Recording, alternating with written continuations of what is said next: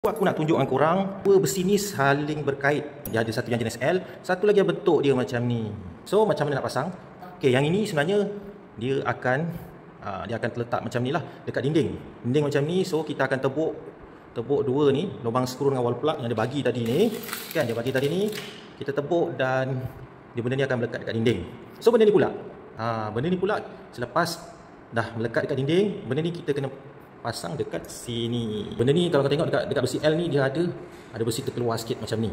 Yang ini besi yang satu ni kita masukkan ke dalam. Dia ada lubang tau. Ada lubang ni masukkan besi yang terkeluar ni. Nampak? Masukkan. Lepas tu kita pusingkan dia macam ni. Nampak? Rupa dia macam ni. Macam ni maksudnya bila kita dah lekat kat dinding kan, kita dah skru benda ni dekat dinding, yang L ni dah skru, baru kita pasang benda ni. Pasang benda ni macam ni lah rupa dia. Bila dah macam ni, barulah kita gantung kita punya bidai ni. Yang ini kita buat pasang kedua-dua belah. Kan dia bagi dua set ni kan. Bila dah melekat dekat dinding, dua-dua belah ni, barulah kita gantungkan kita punya langsir ni. Cara kita nak pasang ni pula, yang ini sebelah depan. Kalau kata yang ini sebelah belakang. Ini belah belakang. So kita dah memang melekat dekat dinding, apa yang kita perlu buat? Kita klipkan dia. So kita akan masukkan dia daripada belah belakang dahulu. Belakang dah masuk kan, dia cangkuk kan.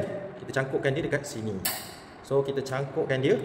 Lepas tu kan, lepas tu yang ini kita tolakkan dia. Okey, kita tolakkan dia, dia akan klip. Dia akan klip macam ni. Pak, ini dah kuat lah. Dia akan klip, dia akan pegang, sebelah sini dia pegang, belah belakang ni pun dia pegang. So kedua-dua belah sini dan belah belakang sini kita akan buat macam ni lah. So jadinya sekarang ni, tadi dah siap pasang sebagai tutorial. So sekarang ni kita buka balik. Nak buka pun tak susah. Just korang tolak benda ni ke atas. Tolak. Korang tekan sikit benda ni, dia tolak ke atas. Dah buka. Jom kita pasang.